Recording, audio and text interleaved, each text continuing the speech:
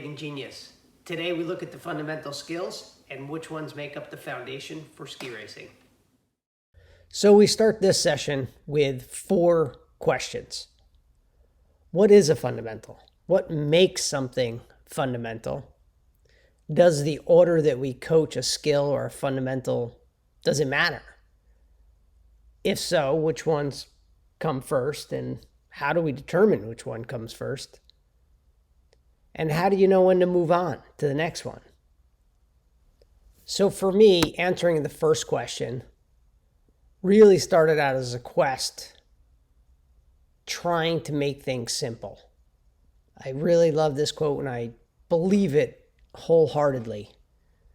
And it was really about 2000 that I started on this quest, and I spent about 5 or 6 years trying to simplify it. What really is fundamental? What really matters? Because if we listen to US Ski and Snowboard or PSIA, or as I would travel from program to program, I would often hear different explanations and different hierarchies of what mattered.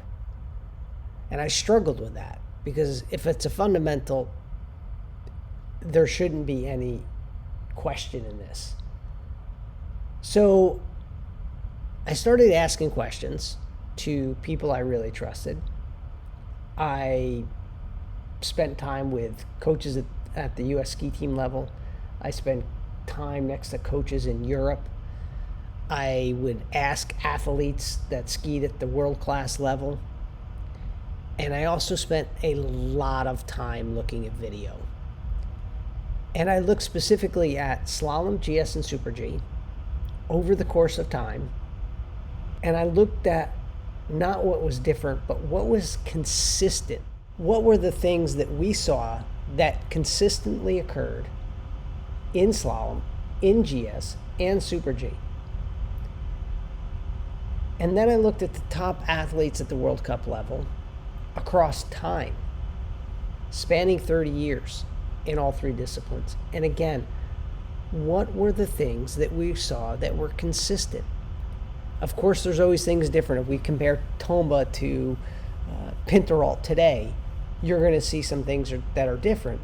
But what mattered to me, what made it a fundamental, is that we saw it in every turn, or at least 90% of the turns, of slalom, of GS, and Super G.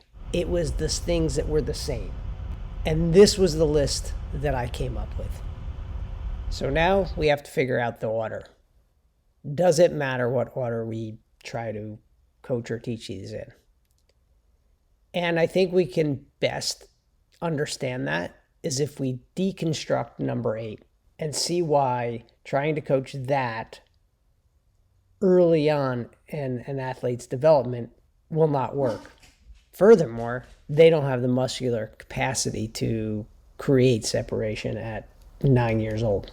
So to understand the order, we're going to deconstruct the concept of separation. Here we have an athlete running stubbies. And let's go ahead and back this up and take a little closer look right here. And we can evaluate the separation. Skis are pointed off to the right, and the hips and shoulders are facing down the hill. This is separation. The idea that the legs are pointing one direction and the upper body is facing another. So we watch it here. It's good to see it from behind. Pop it right here. And again, you can see it from this angle. Legs are pointed one direction, upper body facing another direction. So for separation to work effectively, you need these 6 elements in place first.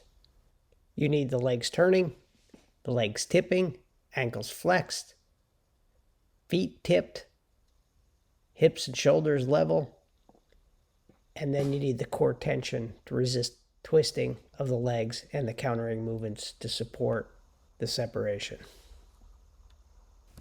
Looking at another skier here, we are going to look at the first element that allows separation to occur.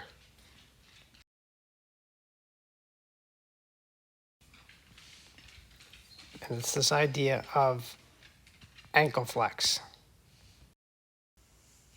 So here we can see ankle flex. If we didn't, we would see an angle something like that. Significantly different than that angle. This allows them to effectively use the lower leg and upper leg in tipping and turning to effectively edge and turn the ski. So here, from a different angle, different athlete, we see a similar thing. We can see the ankle flex. If they didn't have it, we'd see something more like that. Didn't have ankle flex, they couldn't effectively turn that leg in, which tips the ski inward on its edge, and it also steers the ski. This appearance of the knee moving laterally, often referred to as knee angulation or knee tipping, is an illusion. The knee does not move laterally. Well, I suppose it could move laterally, but it certainly will be the end of your season.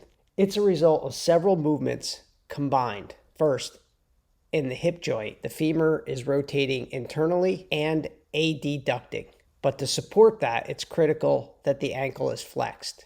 And you can try this by standing up with your ankle at 90 degrees and try to move your knee inward. Then flex your ankle, move to the ball of your foot. Now rotate your leg internally and tip your knee in. Hopefully it's becoming clear to you that a simple concept like knee angulation involves several movements: ankle flex, internal rotation, adduction, and then these are combined to create separation. So it becomes quite obvious that there is a hierarchy. There are prerequisites to building skills, that some of them are built on top of others. Add to this where children are at developmentally, and we end up with the first four creating the foundation for skiing. Just as the walls of a house need to be built on top of a foundation, 5 through 8 need to be built on top of the first 4. So now we have to answer the question, when do we move on? There's no one single answer for this, but in general, I think most of us move on too quickly. It's better to stick with a focus and change the terrain, change the pitch, change the turn shape. I think if we do that first, it drives the concept of mastery. In other words, we master it when we can perform it everywhere in all conditions. Keep in mind that some of the skills support each other. In other words, outside leg drill supports ankle flex, and intermingling those will improve success. As we already discovered, ankle flex is going to help with tipping and turning the legs. Side slip edge sets will help railroad track turns. So there certainly is some crossover. But if you stay with those first 4 and you change the terrain or increase the pitch or make it more difficult by having them run a race course, you're going to work in the direction of mastery of a specific movement or skill. And that's really what we're looking for. Well, I hope that this program helps with your understanding of what a fundamental is, the order that we need to coach them in, and when to move on. We're trying to answer those questions and the objectives of the series as a whole, which include continuity throughout the program, consistency in language across all the age groups. Hopefully we've done that. Hopefully you enjoyed it, and hopefully you'll join us next time.